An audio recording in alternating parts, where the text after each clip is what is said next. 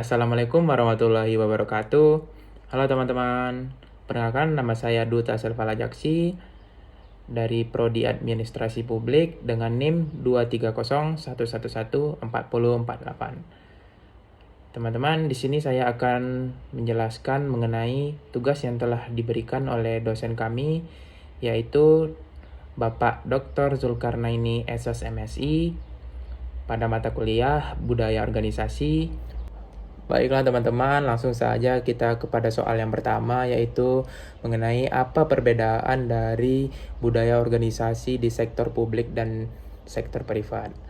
Di sini saya akan jelaskan mengenai perbedaan dari kedua sektor tersebut.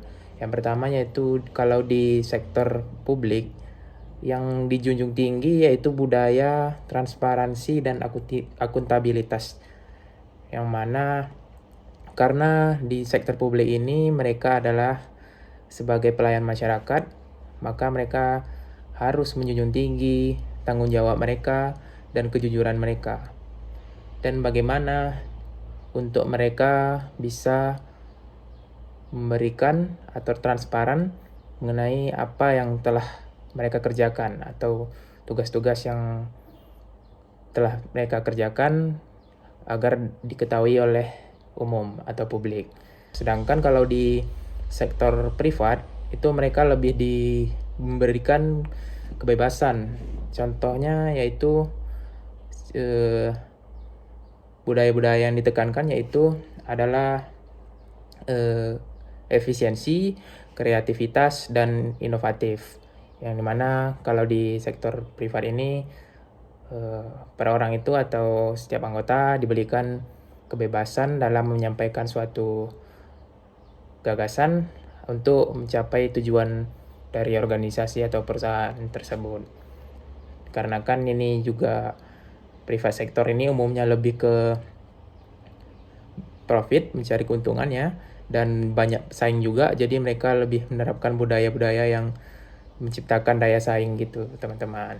Kalau di sektor publik tidak, mereka fokusnya lebih ke pelayanan kepada masyarakat, mereka tidak mencari keuntungan teman-teman.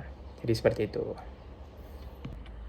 Baiklah teman-teman, langsung saja ke soal yang kedua, yaitu bagaimana membangun budaya yang berkualitas atau unggul dalam sebuah organisasi publik. Di sini akan saya jelaskan mengenai soal tersebut. Untuk membangun budaya organisasi yang baik dan berkualitas di sebuah organisasi publik, tentu saja yang pertama yang harus diperhatikan yaitu adalah kepemimpinannya atau seorang pemimpinnya. Harus seseorang yang seperti apa yang bagus. Pemimpin yang bagus adalah pemimpin yang mempunyai visi yang jelas, visi dan misi yang jelas, visi yang bisa mengubah ke arah yang positif untuk masa depan.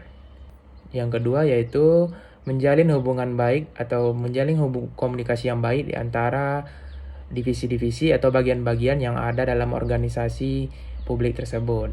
Di mana dengan adanya menjalin komunikasi yang baik antar divisi akan meningkatkan kinerja setiap anggota dan mereka bisa berkolaborasi walaupun hanya di antar divisi.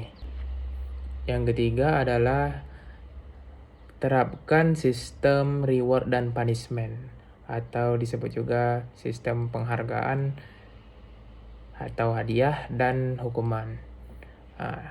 Dengan sistem ini, anggota tersebut akan terdorong untuk meningkatkan kinerjanya jika dia ingin mencapai dan mendapatkan reward atau penghargaan, dan mereka akan menghindari kesalahan-kesalahan yang akan menyebabkan mereka mendapatkan punishment atau hukuman.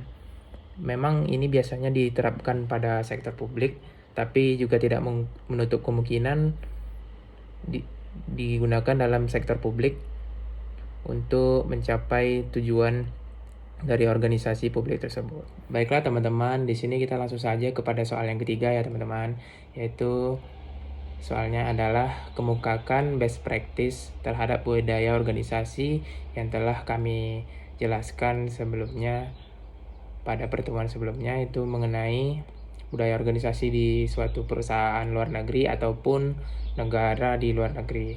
Di sini saya akan mengambil salah satu contoh aja, yaitu perusahaan yang telah saya buat sebelumnya, perusahaan luar negeri, yaitu Netflix, teman-teman.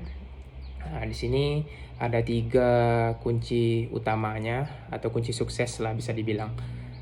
3 kunci sukses dari Netflix ini, teman-teman. Yang pertama yaitu adalah talent density, yaitu berfokus pada merekrut dan mempertahankan talenta yang unggul, teman-teman. Jadi pihak Netflix ini tidak main-main dalam merekrut ya, teman-teman. Biarlah mereka mendapatkan 1 atau 2 orang, tetapi orang di sini, orang yang mereka dapatkan ini benar-benar bertalenta, teman-teman, bukan sembarang orang. Jadi seperti itu, teman-teman. Yang kedua yaitu adalah high candor atau budaya kerja yang siap terhadap keterbukaan dan saling mengkritik untuk membangun ya, teman-teman. Bukan menjatuhkan. Kritik itu kan ada 2, yaitu membangun dan juga kritik yang menjatuhkan. Tapi di sini lebih ke kritik yang membangun, teman-teman. Jadi mereka menekankan budaya yang itu, teman-teman, yang bebas mengkritik dan keterbukaan. Yang ketiga yaitu release control atau memberi kebebasan penuh kepada masing-masing anggota. Tidak ditetapkan jam kerjanya segini-segini, asal mereka tanggung jawab dengan pekerjaan mereka masing-masing. Jadi mereka diberi kebebasan dalam jam kerja, teman-teman. Seperti itu. Mungkin itu aja yang dapat saya sampaikan, teman-teman. Mohon maaf kalau ada kekeliruan atau perkataan saya salah. Mohon dimaafkan. Wabillahi taufiq wal hidayah. Wassalamualaikum warahmatullahi wabarakatuh.